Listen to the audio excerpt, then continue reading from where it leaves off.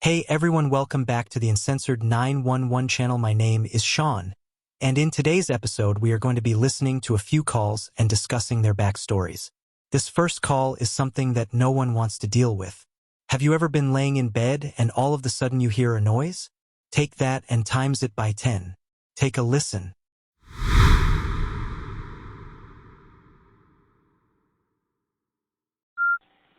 Colorado Springs 911, this is Lori. What is the address of your emergency? 4202 Marlowe Circle. Two men have just crossed my fence. They're trying to get in my house. Can you repeat that address for me? 4202 Marlowe Circle, M-A-R-L-O-W. Is it an apartment or a house? House. Corner of Shelton and Marlowe. What's the phone number you're calling from? 459-7344. Your last name, please? Thorne. They're trying to break the window. And your first name? They're coming in my house. Maggie. I understand. What's your first name? N-E-G. Maggie, you said? Meg, N-E-G. Okay. And it's two males, you said? Yes. One in the red jumpsuit, the other with the blue and white hoodie. And the one in the red jumpsuit, is he white, black, or Hispanic? Hello? Yes. They just broke the glass. Okay. Going into The one in the red jumpsuit, is he white, black, or Hispanic? Black or Hispanic. In a red jumpsuit, okay. Please hurry. They're on their way. And the second one, was he white, black, or Hispanic? Okay, and I'm sorry, what color clothing did you say he had on?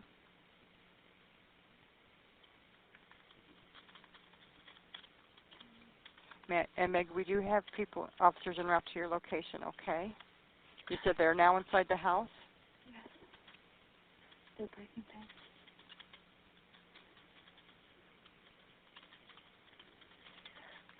We have officers on the way. I'm going to ask just a few quick questions. Just answer the best that you can for me, okay?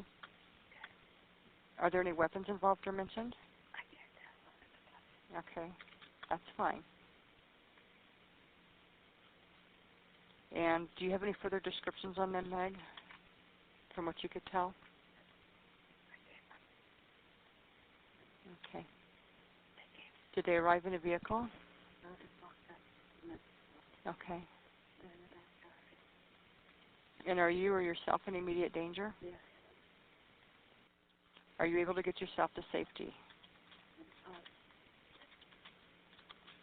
Can you get yourself to safety?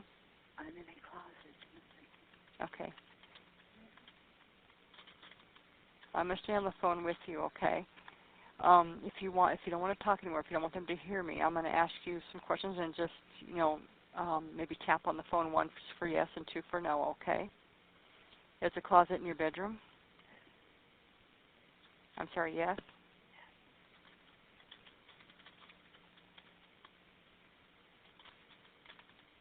Is there anybody else in the house with you, Meg? No. Okay. They're in the house. Is anybody injured? No.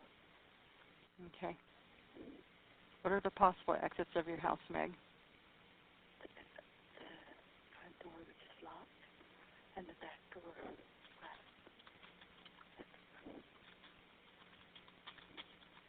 You said you do not have any weapons in the house either, right? No. Okay.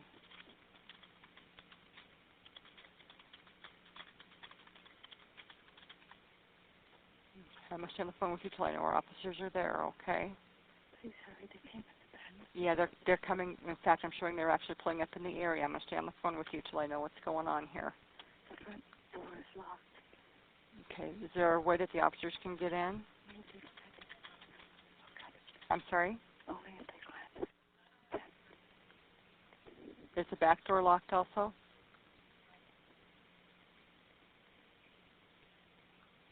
Is the back door locked, Meg?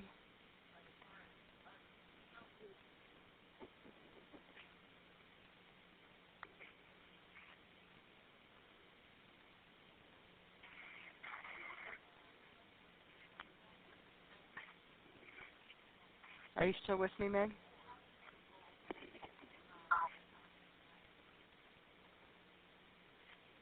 Are you still in the closet? Okay. Let's be quiet then, okay?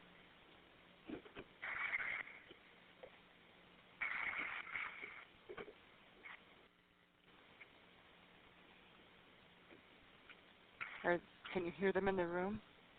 Yes. Okay.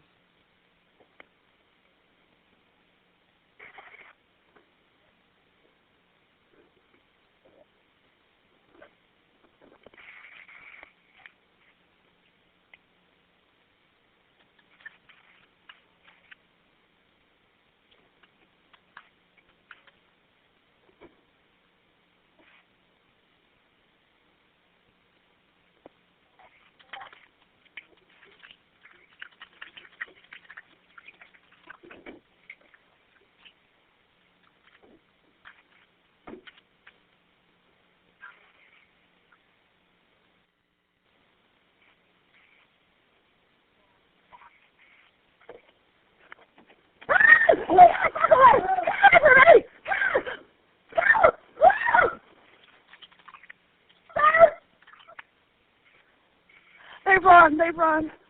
They ran? Oh, there's a cop. Is the policeman with you? They're running out the back pasture. They're running towards Fountain. The cops got them. They're running into the apartment complex across the street. The cops following them. The red suit guys run away from the cops, heading towards Academy. The cops going after the guy into the apartment complex. The red suited guy is still running past the apartment. Okay. Went into the apartments, Summit Apartments. Okay. Are you okay? I am. Okay. The red suited guy anymore. But I last saw him going into the Summit Apartments. Okay. Do you have one of the officers talking to you? No. Okay. The cop that was coming is at the apartments across the street. Yeah, okay. Yeah, I'm showing we have two of them running, and we're actually got one at gunpoint right now at this time too, ma'am. Yeah, they got him. I see him. I see the cop with him. The redhead, and I see the cop going after the guy who turned into a Summit Apartments. But I don't see the red suited guy anymore. He was in a full red jacket and pants. Oh my God, what they did in my living room. So the red suited male was in all red? Yes, all red, and he had a little beanie cap on.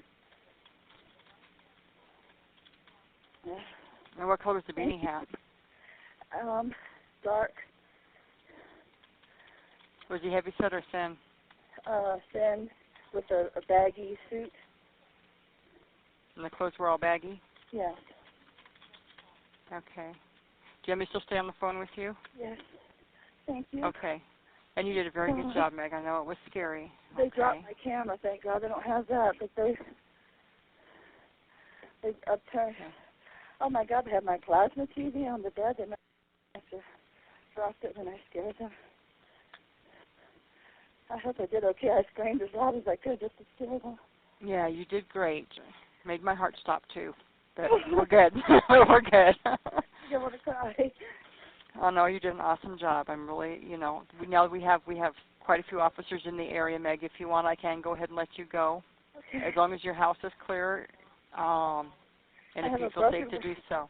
Yeah, I have a broken window. And they had something under their arms when they ran. Okay.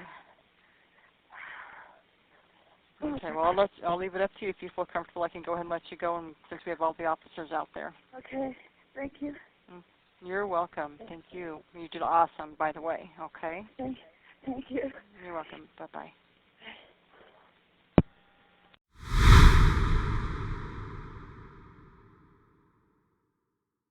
Meg said she became brave moments before jumping out of her closet during a home invasion, startling the burglars into the hands of waiting police officers. Meg Zorn made a frantic 911 call when she heard someone trying to break into her home. That's when she ran into her bedroom and hid in her closet while the dispatcher tried to calm her down. Meg could only whisper to the dispatcher. Meg said it was when they came close to her hiding place that she became really scared. That's when Meg said she became brave and leapt out of the closet and screamed at the burglars. Police had just arrived outside of Meg's home. The two suspects were arrested after a short chase through the neighborhood.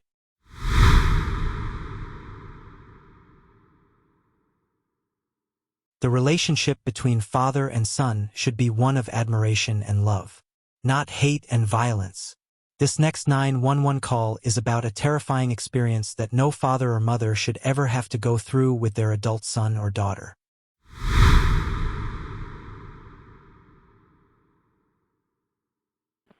911, what's the emergency? I got a man stabbed. You're in what city, sir?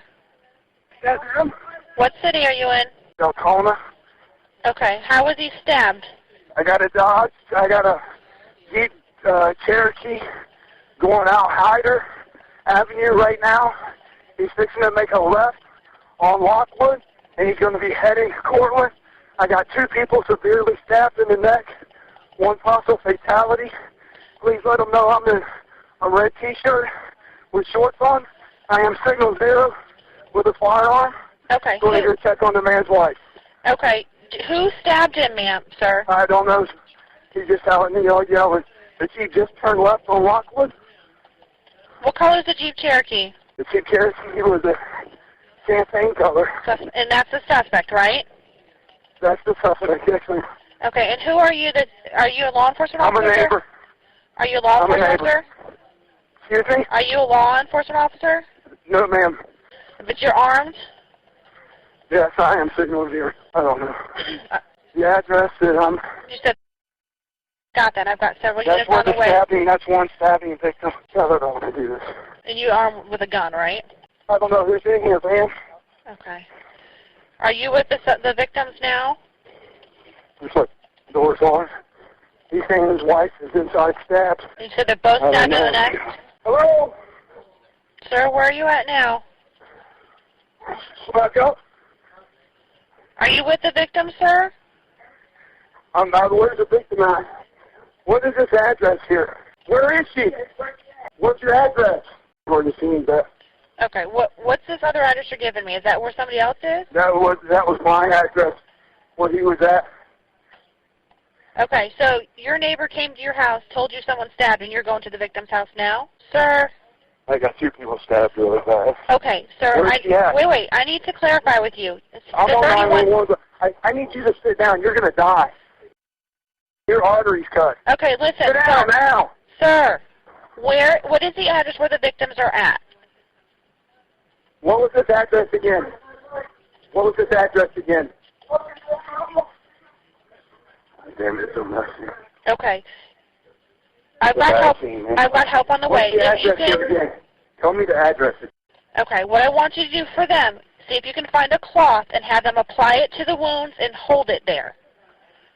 A clean cloth and have them hold it on the stab wounds. Your family. Okay? Yeah, we'll get some compression going on him right now. Yeah, and tell them Sit once down they and get a get the cloth. compression on you. Listen. When you tell them to put the cloth on there and not to remove it, hold it there as tight Put as the they cloth can. on it and don't move it. Hold it as tight as you can. Okay. Tell Hold them it as tight as you can. to sit down or lay down. Exactly. Okay. You've got two stabbing victims in the neck, you said? Well, there was a champagne Jeep Cherokee that went that way. Yeah, we got the... You got blood this way, man? Man, we're missing. His wife is missing. Okay, there's one victim is missing. One victim. She's yelling out, hold on. She's in the woods. I know you got him coming, man. Just verify that there. All right. I got an officer there. I need you to secure your weapon for me, okay? Hi. Sir? Yes, we have your husband. Where are you? Is your son the one that did it? Hold on. Okay, listen, I've got a deputy there. I need you to secure your weapon. I don't want them to shoot at you. Secure your weapon. I know, man. Okay. My weapon is secure, man. Weapon is secure, okay. All right, we got one laying in the woods somewhere. Do you have any idea what happened? Or did you just have a neighbor That come sounds over and like it yell was at just you? domestic. Sounds like the son came over here and stabbed him. His daughter's the ex-Volusia County Sheriff. Who's the daughter? I don't know her name, ma'am. Do you know what the son's name is, by any chance? I can't hear you, ma'am. I said, do you know what the suspect's name is? That's okay. I don't know the suspect's name. Okay. She's hurt bad. You're going to need a helicopter out here. I can tell you that now. Okay. Are you with her? I'm with her now. Is she in the wood? She's deep in the woods. Keep your hand.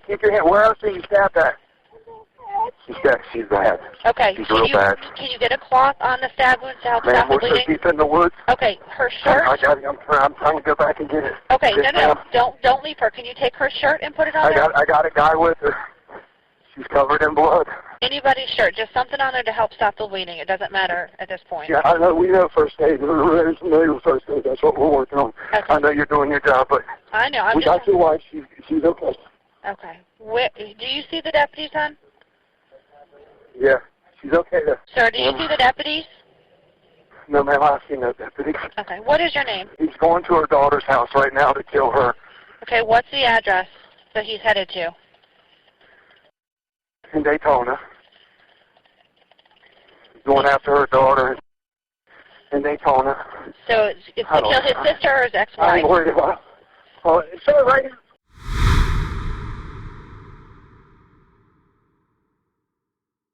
For 11 years, Teresa Fay and her husband Thomas Fay Sr. had been dealing with the mental issues of the son Thomas Fay Jr. Although Thomas Jr. had attacked his father 3 times in the past, Teresa never thought her son would attack her. But Teresa said she went through a nightmare as her son, who was unprovoked, attacked her and threw her to the ground, then stomped and stabbed her. Teresa escaped from her son and hid in palmetto bushes behind her home. Deputies went to the home after getting reports that a man had been stabbed. When deputies got to the home, they found Thomas Sr. in the kitchen. A neighbor was pressing towels on his injuries that were to his neck and chest. The father said he and his wife were watching television when they were attacked. Deputies followed a trail of blood through the living room, the foyer, the garage, and then the driveway, and found Teresa hiding in the woods. Thomas Jr. was sentenced to only 2 years in prison.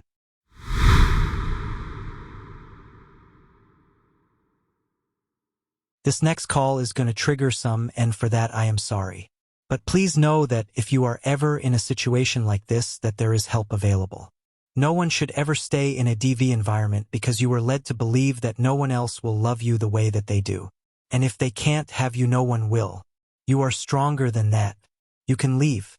Now on to the 911 call and the backstory.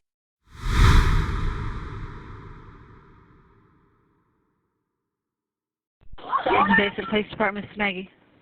Yes, we need an officer right now. There's a man shooting at this lady. We need a cop. Where at? We're on, I don't know where we're at. Oh my gosh, where we at? Where are we at? What street is this called? What's 7-Eleven, ma'am?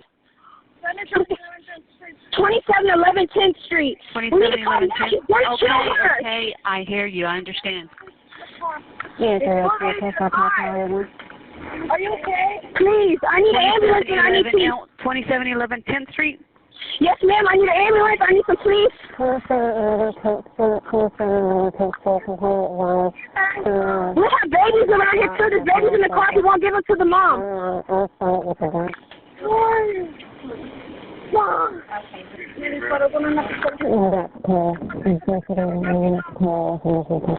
So, what happened? Okay, so is she hurt? Is she got shot? Yes, she's hurt. She's bleeding everywhere. She can't stand. She's like fainting. Okay, we'll send EMS out there. I'm walking home from school, me and my friends, and then he started shooting her. Okay, and it's 2711 10th Street? 2711 10th Street. Yeah. He's shooting again! He killed again! He's shooting her again? Yes, no, he killed the baby! The baby, he killed him! Complete advice is shooting again. He killed himself too! Oh my God, the babies! Okay, stay on the line, please. No, please stay with me, please.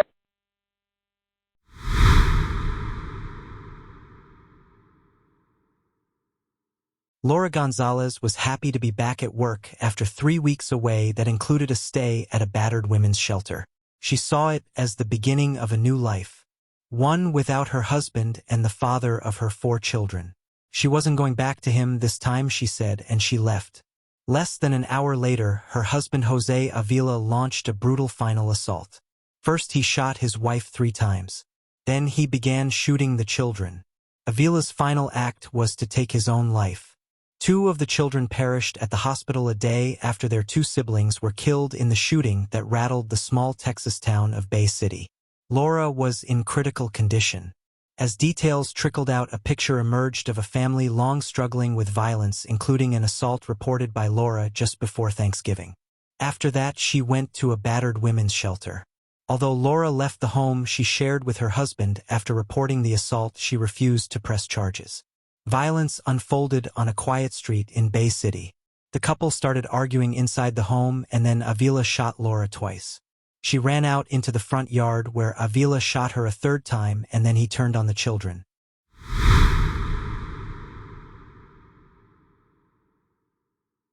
When you go to work, you pray for a peaceful, non-eventful day.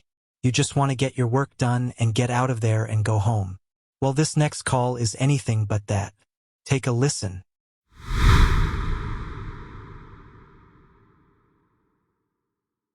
911 emergency?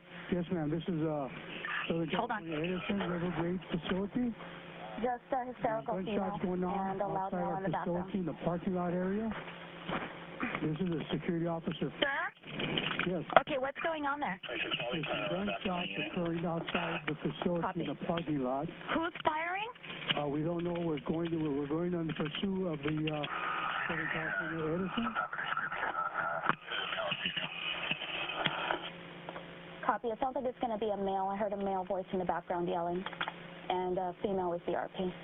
There is also some loud popping noises in the background. Sir?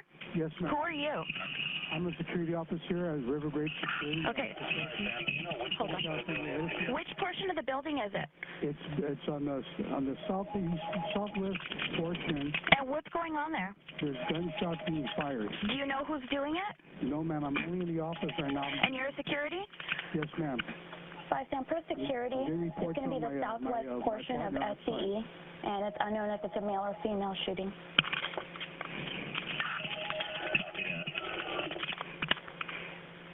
Sir? Yes, ma'am. Who do you have responding right now? My other security officer. Okay. We are on our way right now, okay? Yes, ma'am. Do you have any kind of information, like as far as a description or anything? That was announced to us. Okay, I'm going to put you on hold for a second, okay? Irwindale Police? Hi, this is Stacy. Hi. Hi, do you guys have anything going on River Grade at Brooks? We do. It's an active shooter. Hold on a second. Okay, I had a party that sounded like...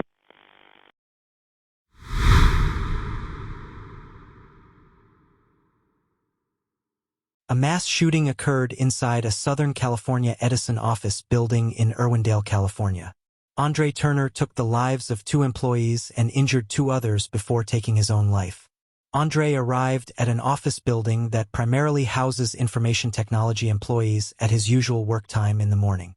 He showed no signs of strange behavior prior to the attack, and people weren't even aware of the shooting unfolding. A relative of an eyewitness claimed that the eyewitness saw Andre walk into a room and told a manager he was going to shoot him before Andre opened fire. Andre then walked around the building during the shooting and talked to other employees who were unaware that he was the shooter, with many employees also unaware that there was a shooting at all. Other employees took action to protect themselves by piling equipment in front of doors and hiding in offices. As a result, nearby schools were put on lockdown, as were other Southern California Edison offices within a 50-mile radius.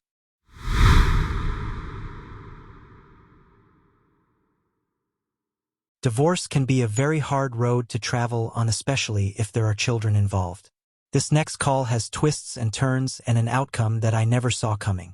Take a listen.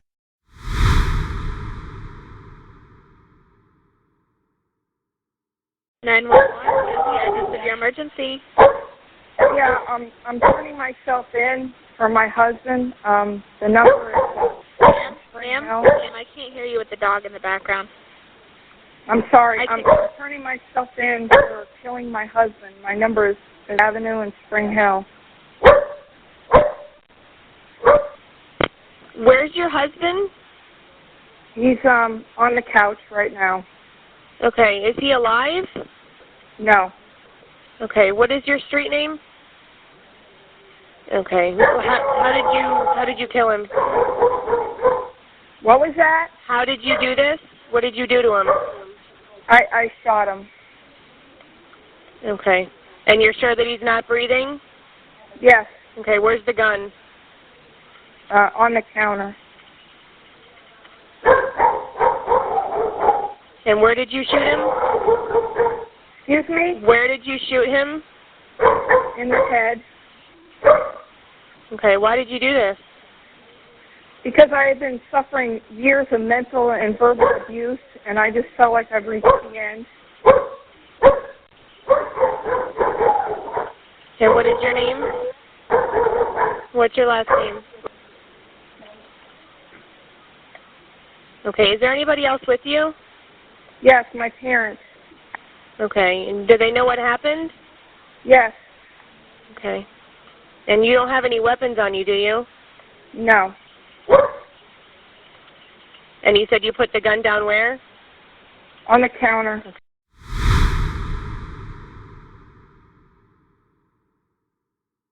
Detectives say she admitted to shooting her husband Alan on Christmas Eve at the couple's home.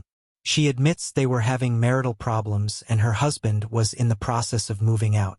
Early in the morning of December 24th, she shot him twice point blank in the back of the head as he slept on the couch. Then she drove to her parents' house and told them what happened. She called 911 that afternoon saying she wanted to turn herself in. Her parents drove her back home to wait for the police. When the police arrived, she walked out of the house with her hands in the air and was arrested without incident. But this story doesn't end there. This story changes. First, she says that her husband was stiff and he must have had a heart attack. Then her story changed again that she and her husband, who by the way was once her stepfather, had a fight that led to him stabbing himself, and that she ran and hid in the bathroom. She then came out and found him in a pool of blood. She then realized, oh no, I can't help him, so she laid down next to him and wondered to herself, what do I do next? Her story then continues on that she tried to clean up, but she kept slipping on all the blood, but she just had to find her cell phone. She finally found her cell phone, and that's when she made calls 2 hours before reporting her husband's death to the police. 11 hours later, she was on a dating app. But this story only gets better from here. Danielle Redlick was acquitted of taking the life of her stepfather turned husband in their home. But she was sentenced for tampering with evidence. Her sentence was 364 days in jail with credit for 364 days of time served and 12 months of probation. She must also submit to a mental health evaluation and must undergo any required treatment within 12 months.